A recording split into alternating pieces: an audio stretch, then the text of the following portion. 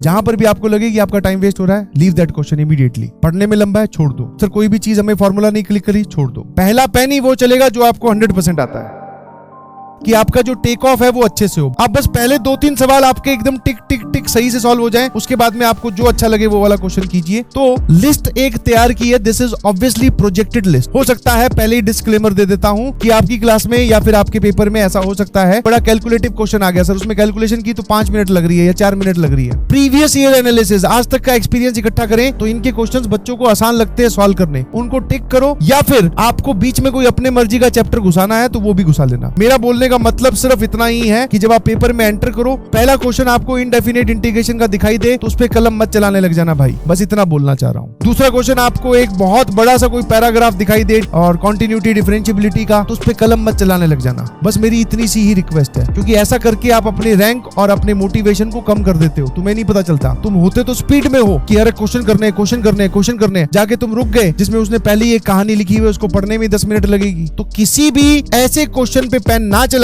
जिसमें आप 100% कॉन्फिडेंट नहीं है, चाहे वो एक ही सवाल क्यों ना हो, पेन उसी पे ही चलाना, बोले इसका जवाब निकाल लाऊंगा। पहला कलम किसी भी चैप्टर में या किसी भी सब्जेक्ट में आप घुसे तो वही क्वेश्चन पिक करना है आपको जो एकदम 100% श्योर हो, चाहे वो 3 निकल के आए, 5 निकल के आए, 2 निकल के आए, 1 निकल के आए। पहला पेन चलना चाहिए, जवाब आना चाहिए। अब जैसे बहुत सारे सवाल 22 में आए थे, जो एक सवाल तो है वो कम से कम अगर तुम ट्रुथ टेबल बना के करो तो 10 मिनट का सवाल है। अब हम ये नहीं है ना 22 का बीच में एक पेपर टफ आ गया तो हम पूरी को टफ बोलते नहीं, हम अपनी स्ट्रेटेजी तो इसी तरीके से लेके जाएंगे कि इसके चैप्टर के आसान सवाल आएंगे, यही सोच के जाना है। इसके भी मुश्किल आएंगे, ये सोच के जाओगे तो बढ़िया कॉन्फिडेंस का क्या होगा। तो ये एक लिस्ट है जिस ऑर्डर में आपको मूव करना चाहिए। चाहो तो इसमें ऑल्टरेशन कर सकते हैं, बट हाँ पहले 2-3 सवाल हमसे अच्छे से सॉल्व हो जाए, काम खत्म। उसके बाद में आप आगे नीचे आगे पीछे कर सकते हैं। इसको 12 तक लिख के लाया हूं, कोई ना कोई तो भीड़ ही जाएगा ढंग से। जहां पर भी आपको लगे कि आपका टाइम वेस्ट हो रहा है, लीव दैट क्वेश्चन इमीडिएटली। पढ़ने में लंबा है, छोड़ दो। सर कोई भी चीज हमें फॉर्मूला नहीं क्लिक करी, छोड़ दो। पहला पेन ही वो चलेगा जो आपको 100% आता है। ऐसे क्वेश्चंस मिलेंगे, ध्यान रखिएगा। सर मान लो हमें ये सीक्वेंस नहीं फॉलो करना है और हमें आगे बढ़ते वक्त कुछ इजी क्वेश्चंस आइडेंटिफाई करने हैं, तो इजी क्वेश्चंस का जो आपका स्ट्रॉन्ग टॉपिक हो, सबका अलग अलग स्ट्रॉन्ग टॉपिक होता है, तो वहां से उठाइए आप सवाल। उसके बाद में जो 1 लाइनर होते हैं, 1 लाइनर मतलब जिनकी लैंग्वेज देखने में आसान है। 1 लाइनर भी दैट इज नॉट शॉर्ट